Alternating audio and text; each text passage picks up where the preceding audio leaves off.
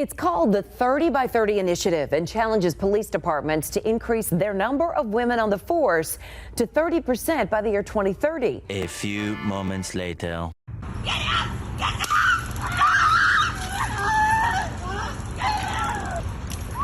She lost her control, Brody.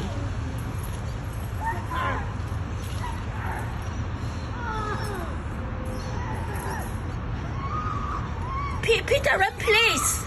To sit down, he became agitated, yelling and pointing in her face. Then things start to get physical between them. Put your hands behind your back. I will tase you, sir. Officer Wright appears to push Kubik against the car and they begin fighting. Seconds later, a bystander runs over, helping bring Kubik to the ground. Roll over on your... What's happening, people? Buzz here. So we got to talk about the situation here with the Nashville Police Department. They're actually lowering the standards for more female officers to join by 2030. They're calling it the 30 by 30 initiative. Now, I'll tell you what's going to happen. What exactly is going to happen is that when you call for help, when you call for the police, you're going to have, two women show up. And you're going to be like, whoa, we need big, strong men because my boyfriend's trying to kill me. And then what's going to happen? They're going to go in there and try to apprehend this boyfriend who's raging mad. And they're going to get their butt whooped. Their butt whooped until a man shows up to help them. We've seen thousands of videos of this happening all the time. It's not something new. We all know when you need help, you need a big, strong man. You don't want no little frail woman. Doesn't matter how many years they got in the police department. It does not matter. It only matters how strong you are and how much testosterone you got in your body. Like, hell, they might as well hire trans women. At least then it's a guy, right? Let's take a look at this. Nashville Police Department changes standards to increase numbers of female officers. Now, this is a Daily Wire article here. As part of an initiative to make Metropolitan Nashville Police Department 30% female, the Metropolitan Nashville Police Department dropped an ability test for police recruits and replaced it with an easier agility test. The change resulted in the recruits passing particularly women, because women have, a hard time doing push-ups, doing sit-ups, running, 40-yard dashes, jumping over fences, so they got to lower it. The original test, known as the Cooper Standards Test, measured push-ups, sit-ups, a 300-meter sprint, mile-and-a-half run. Report from the MNPD said, during an 18-month period between 2019 and 2021, a total of 1,138 recruits attempted to join the MNPD. Of those 72, 6% failed the Cooper Standards Test. In 2021, Police Chief John Drake signed the 30 for 30 initiative to make women 30% of the MMPD by 2030. Part of this drive involved dropping the Cooper Standards Test in favor of the physical agility test, which consists of a 99-yard agility run, a rescue simulation, dummy drag, chain link fence climb, solid wall climb, and a 500-yard run, according to the MNPD. Now, all that sounds great and all, but who are they trying to stop from getting hired on this police department? 600-pound men? Anyone can do this. Anyone can do this. Unless you got no legs, but even still, there's men out there with no legs that can do this faster than these women. In 18 months following the change, 967 recruits applied for the jobs at MMPD. 843 progressed in the hiring process, and just 22 failed the physical agility test, a fail rate of just 2%. While women failed more than men, 15 versus 7, the agility test is seen as a way to get more women onto the force. Why would you want to lower the standard for something so important? So important as the police department. They keeping people from going crazy, from wild and rioting. You need people that are strong and capable of catching people who can run, like Usain Bolt, who can jump fences, who can hurdle the fences. These little frail women, they can't do that. They cannot do that, man. They got better chances driving their vehicle through the backyards to go and catch these criminals than they would running to actually catch them. The Nashville Police Department is one of thousands of law enforcement agencies all across the country facing a staffing shortage. That's according to the International Association of Chiefs of Police. But thanks to an initiative signed by Police Chief John Drake, more women are helping fill these critical officer positions. Our Holly Thompson has more tonight. It's called the 30 by 30 initiative and challenges police departments to increase their number of women on the force to 30% by the year 2030. Well, now, 3 years after its launch, where does Metro PD stand in reaching that goal? Tonight, we go behind the scenes, take a look at the numbers, and reveal a game changer that could open the floodgates for new recruits in Nashville. As just one of 4 women in her police academy class, MNP. Oh, that guy right there, he's not even trying to resist. If he wanted to, he could have put that lady in a full-blown rear naked choke or triangles, snapped her arm or something like that and took off running down the road. There ain't no way in hell these women gonna overpower these men. It just ain't happening. PD trainee Caitlin Delina knows becoming a police officer is more than just physically challenging. It's a male-dominated profession, so women are scared to take that step, maybe thinking that they're not able to do it, but you can do it if you have that right mindset. It's a mindset the Metro Police Department hopes more. Oh, hell no. That's not no mindset. A mindset of joining the police? No. They are 100% wrong, because a mindset not going to keep you from getting overpowered by PCP messed up crackhead. They're going to straight up kill you, take your gun, take your car, and go driving down the road. You need the actual physical strength and ability to do this job, because you can't just jump into this position and be like, hey, we're good now. I'm here. More females. That ain't going to happen. That's not going to work. Women will have. Their goal, a 30% female police force. Last year, it was 11%. This year, it's 13%. And is it even attainable? I think we're definitely growing, so if we can just keep that momentum going, I believe that it is definitely attainable. Commander Tiffany Gibson is Metro's first female director of training. She says among the biggest changes they've made to help attract recruits, especially women, no more physical ability tests. Now trainees must pass a physical agility test designed to mirror tasks in the field. They've also added lactation rooms for nursing moms to all 8 precincts, more flexible schedules.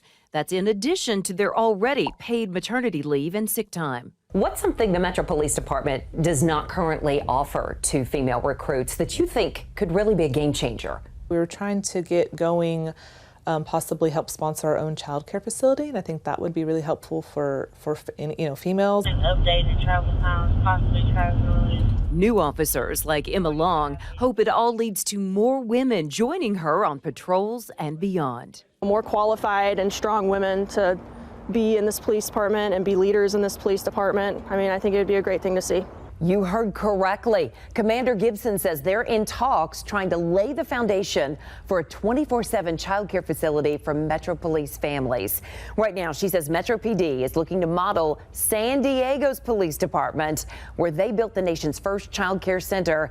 It's customized to meet the needs of law enforcement. There's no date set, but we'll keep you posted. For info on the department's... Oh my gosh. When are these dummies going to learn that you can't have this DEI initiative and expect it not to fail? It's going to fail. It's to be expected. They already know these women are going to get hurt. They're going to get killed, and they're going to get the citizens hurt because they can't handle the situation. Just not working. Just not going to happen. 9 times out of 10, if a woman shows up to go and do anything, they're going to need help from a man. You know what I mean? Like moving furniture. You know, something like that. You need a man to do that. Combat sports. You need men to do that too. You can't put a woman against a man and expect a woman to beat the guy. It ain't gonna happen. You're not gonna put Brock Lesnar up against one of these female police officers and be like, hey, you need to beat this guy up. You can't beat him, then you can't join the police force. Because that would be a better way to gauge, being able to join the police force or not, beating up a man. You know what I mean? Can you out wrestle this guy? You know what I'm saying? You know what they should do? We should put some homeless people up to the task of helping train these people. Just be like, hey, go catch this guy out there. Go catch him. At the end of the road, we put some meth over there. If he can get it, he gets to smoke. But if you can stop it from getting it, you get to be on the police force. That's a good idea, actually. Now, here's one of many videos, thousands of hours of videos of female police officers just being completely, ragdolled by men. They try to go and catch these guys, and it just don't work. It don't work. You're not about to catch no one who's not trying to get catched, especially if it's a dude. Take a look. Get up! Get up!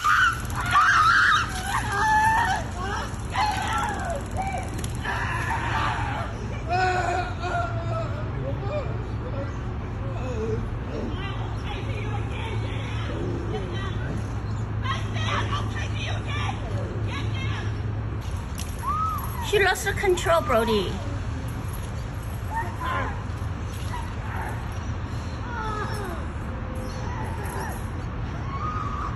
Peter, please.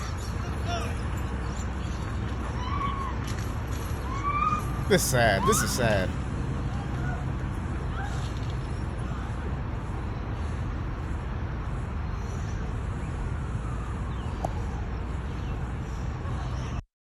Can't even catch the guy. Example right there. Example A. She gets hurt. He runs away. And there's some old man filming for some reason because it's a spectacle. It's a spectacle. You might as well have a group of midgets go out there in police officer uniforms to go and subdue someone. They'd have a better chance. Sit! Back off! Back up! I'm not sitting, mother. You're looking at new video of a traffic stop turned fight in Willoughby on Saturday afternoon with multiple bystanders leaping into action to help. Our Isabel Lawrence spoke with Willoughby police about what happened. What started as a traffic stop. You're going 57 and a 35, sir. Escalated into a full-on fight. I'm not sitting. Look at this guy here. This is an old man. This is an elderly man, probably in his 70s. And look what he's about to do to this woman right. He's about to push her around and say, hey, I ain't going to jail. I ain't giving you, I ain't sitting, I ain't doing shit unless you make me. And she can't make him. She cannot do it. Someone has to help her. A guy. I'm not sitting. Back off. Back up. I'm not sitting, mother. Physical. Just before 4:30 Saturday afternoon, Willoughby police officer Stacy Wright pulled over 64-year-old David Kubik for speeding. He got out of the car to get his license, but when she asked him to sit down, he became agitated, yelling and pointing in her face. Then things start to get physical between them. Put your hands behind your back. I will tase you, sir. Officer Wright appears to push Kubik against the car and they begin fighting. Seconds later, a bystander runs over, helping bring Kubik to the ground. Roll over on your stomach now. Big strong man. Soon, more people jump in, keeping More men. Kubik down before another police officer arrives and appears to handcuff him. His behavior was aggressive towards her. He refused several commands of hers. All of these are red flags. So we're thankful it ended the way it did. When these criminals refuse your orders, your next option is to use physical force. And the women don't got it. They don't got it in the tank to do this. That's why these men had to come and help. They saw this poor woman needing help to subdue a 64-year-old elderly man with he had those big old huge glasses on. Can't even see right. Let's take a look at this physical agility test because this is just a mockery. This is field day for middle schools. This is just for play. This isn't for actually stopping people from completing the test. This is helping them complete the test. They know it, and they're going to hurt people because of it. Take a look. 99-yard agility run. This test simulates a short distance foot pursuit that could occur in a parking lot. This test requires you to make frequent changes of directions while running as fast as possible. You will have to step over several obstacles and clear a small obstacle while continue running. This test may be administered twice, if desired, with a 2-minute rest period between tests.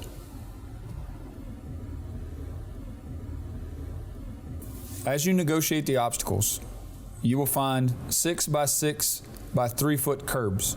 You should step over and not onto the curbs. You will also find a 34-inch high obstacle. First step over your curb and then negotiate the 34-inch high obstacle in any manner you wish. It is recommended use the safety vault by placing your hands on it, getting your hips high, placing your foot outside your hands, swinging your back leg through, and landing safely. This is the rescue simulation. This test simulates dragging someone who is physically incapacitated. The test requires that you lift and drag a lifelike simulation that is lying face up on the floor. The simulation must be dragged 32 feet. The test may be given twice, a 2-minute rest period between attempts, and your fastest time will be used as your score.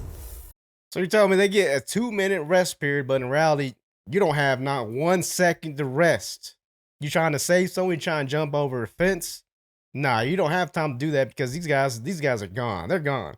We've seen those Hollywood movies of the cops and bad boys, etc., where they're running full blast through the neighborhood, through the backyards to go and catch these criminals. We see this all the time. That's what we expect. We don't expect women being able not to climb, a 2-foot high fence, a 99-yard dash. That's not real life. That's not reality. That's not what we're expected of our police force to do. It's ridiculous. Why these leftist, dumb, idiot Democrats think they need more women on the police force is beyond me. I guess they want citizens to get hurt. They want to hurt their female officers.